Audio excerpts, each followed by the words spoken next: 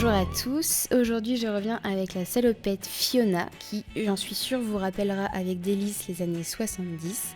Vous allez voir, cette salopette va vous faire des jambes interminables et surtout elle va vous remonter les fesses façon Wonderbra, c'est magique.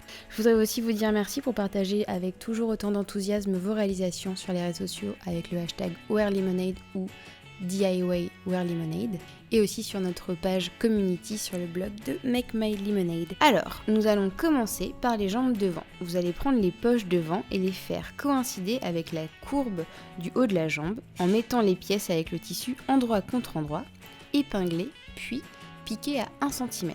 Vous repassez bien et ensuite, si vous le souhaitez, vous pouvez faire une petite piqûre nervure pour maintenir la poche.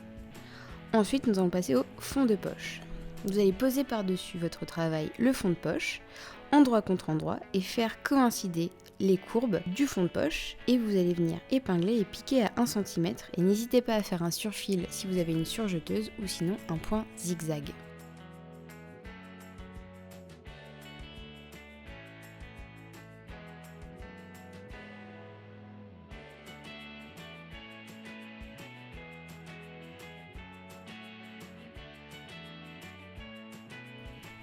Une fois que vous avez fait ça, on va passer au dos. Vous allez attraper les deux jambes du dos et fermer les pinces. Vous pouvez tracer les pinces à l'aide d'une craie si vous avez un tissu foncé ou un feutre effaçable pour un tissu clair.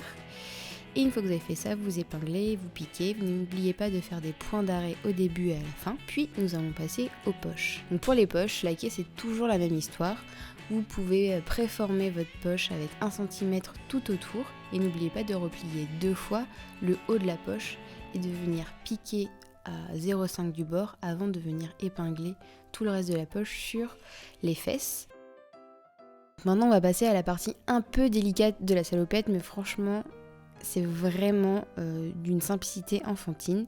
Il s'agit en fait de la braguette du dos de votre pantalon. Donc une fois que vous avez préformé le milieu du dos à l'aide du fer à repasser, vous allez superposer les jambes endroit contre endroit et épingler la courbe avant le petit décroché, celle qui se trouve vraiment dans l'entrejambe. Et vous allez piquer à 1 cm.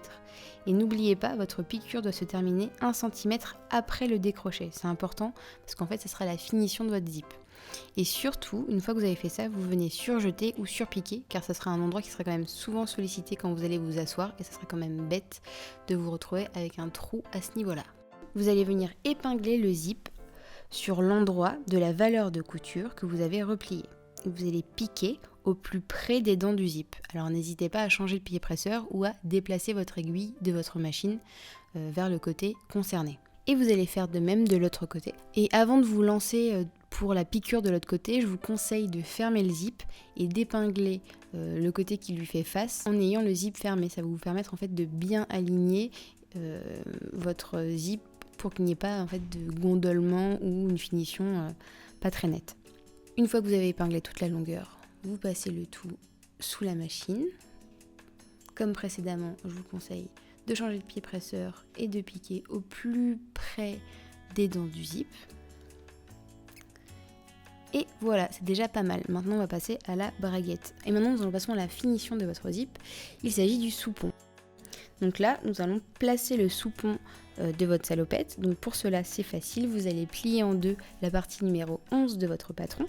Et vous allez venir épingler toute la partie que je vous montre avec mon doigt. N'hésitez pas à faire un point zigzag directement. Et une fois que vous avez fait ça, nous allons placer le soupon sous votre zip. Pincez dans la valeur de couture de votre zip le soupon, l'épingler et le piquer. Un peu comme si vous preniez un sandwich, votre zip avec le côté gauche ou le côté droit et le soupon. Et je vous conseille, une fois que vous avez posé votre soupon et votre zip, de venir faire un petit point d'arrêt de quelques millimètres à la base de votre zip pour bien consolider ce dernier. Et maintenant, vous allez superposer les deux jambes devant et les deux jambes dos, l'une contre l'autre, endroit contre endroit. Et vous allez venir épingler toute la longueur de la jambe et aussi l'intérieur.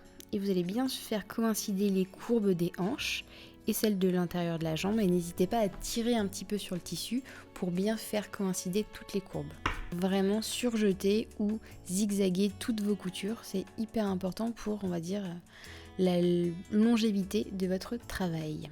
Donc une fois que vous avez surjeté, vous retournez votre travail et vous venez repasser toutes vos coutures et nous allons passer maintenant à la ceinture.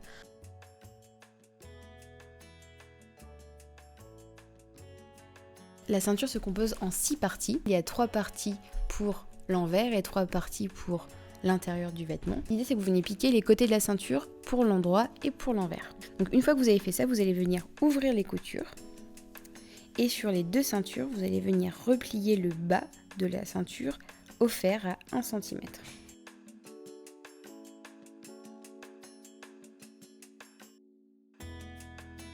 Vous allez venir prendre en sandwich le bas de la bavette que vous avez précédemment préformé. Et une fois que vous avez fait ça, vous allez venir épingler et piquer à la machine à 1 cm du bord.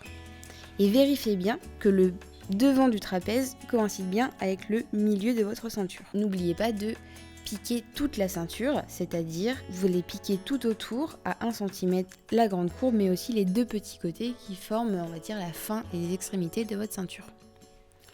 Une fois que vous avez fait ça, vous retournez tout le travail et vous repassez pour bien aplatir la ceinture.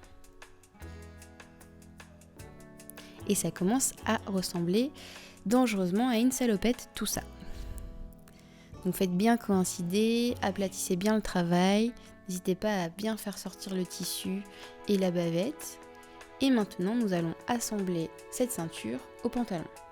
Donc pour cela, je vous conseille de vous aider en alignant d'abord les côtés du pantalon aux côtés de la ceinture, puis de faire coïncider le milieu devant avec le milieu de la ceinture et évidemment le soupon derrière avec le côté le plus long.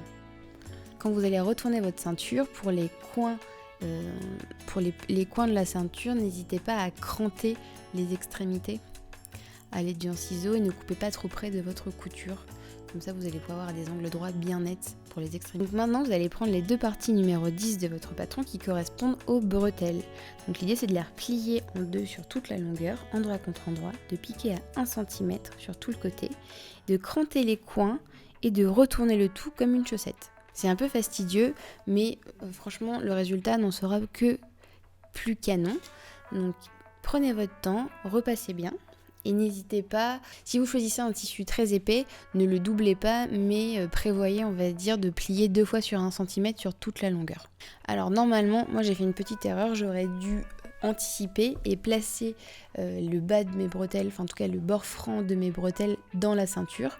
Donc c'est pas très grave, vous pouvez aussi, à l'aide d'un découvite, ouvrir, on va dire, la ceinture pour venir faire glisser les bretelles et venir après faire des petites croix à la machine à coudre pour bien solidifier l'accroche de vos bretelles. On n'oublie pas de coudre sa petite étiquette Wear Lemonade en bas du vêtement et j'ai envie de vous dire tadam!